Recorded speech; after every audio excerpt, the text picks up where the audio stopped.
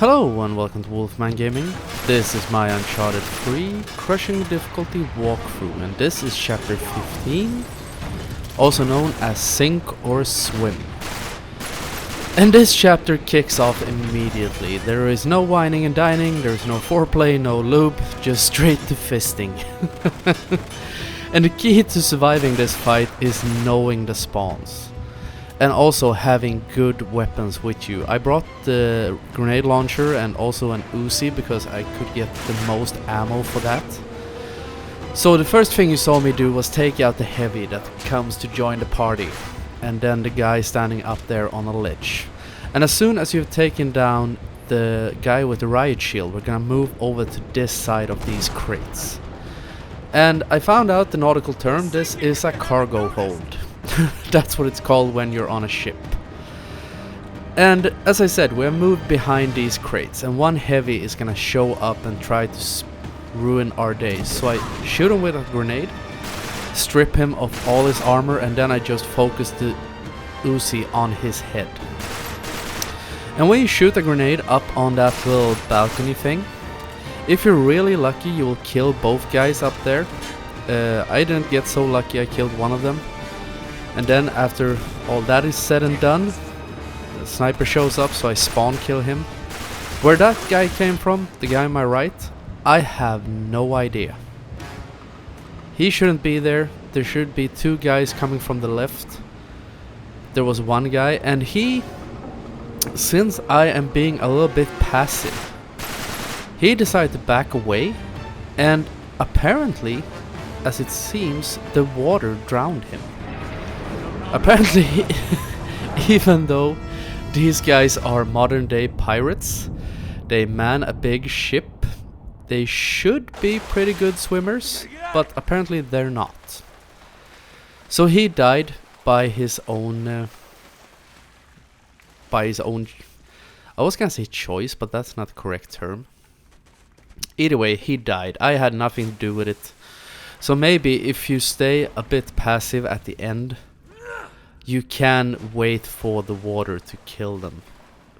But that is not a strategy you can rely on, because usually they are extremely aggressive. They will be on your ass, but use those crates to your advantage. Move around them. Look what I did. Learn the spawns, in what order the enemies spawn in.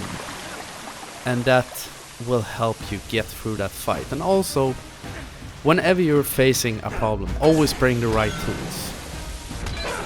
And as I said in my previous video, always bring the grenade launcher and bring the Uzi if you want to. It is, in this game, it is a great weapon. And in that fight when you're in the ballroom, you actually get quite a lot of ammo for Uzis. There is a lot of Uzi ammo lying around. And that is quite interesting, because in Uncharted 4, which I've been recording over the last couple of days, and I've started editing it right now, the Uzi in that game is by far the worst weapon ever. And ironically, I think the Raffica is actually quite good in that game. So that is something they switched around. Actually, because in this game the Uzi is great and the Raffica is a piece of shit, in my opinion. And in the sequel after this, it's the other way around.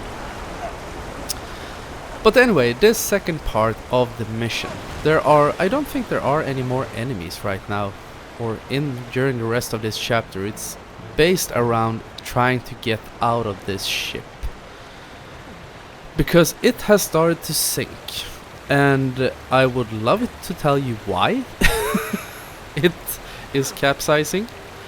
But I can't remember. I assume there is a reason why it does that.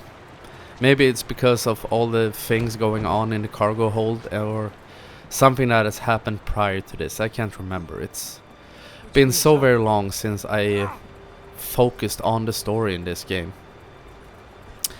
But what you need to do now is, as I said, do some platforming to try and get out. And I think this level is quite interesting, actually, how it plays with the geography. That a bed is suddenly turned over and now it can be used as a ladder, and we're gonna stand on this door, which apparently has the strongest hinges in the history of doors. And some of these parts, when you're fleeing across this big ship, can be actually quite challenging because there are quite tight windows at times. Because some of these, in some of these corridors, you will be chased by water flooding in through old doors, windows, whatever. And you need to learn the path. But I can't remember exactly, but I think they're quite generous with checkpoints. And this is quite a short sequence, so it shouldn't present too much of a problem. But it may take 1 or 2 tries before you manage to do it. And this is something I really like. This reminds me of Charlie and the Chocolate Factory.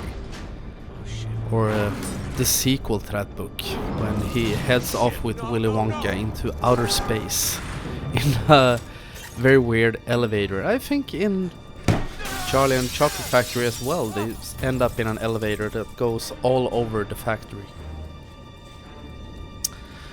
But now we have gotten into the giant ballroom and we're hanging off a chandelier, and this is just beautiful. Even though this game is really old at this point, it still matches up really well. In my opinion, it actually looks better than some modern day games. But we go into a little cutscene where Nate gets a close call from the lamp. And also the villain from the ship, the pirate captain, can't remember his name. He's gonna show up in a cutscene that I have trimmed out. And he shoots out the glass.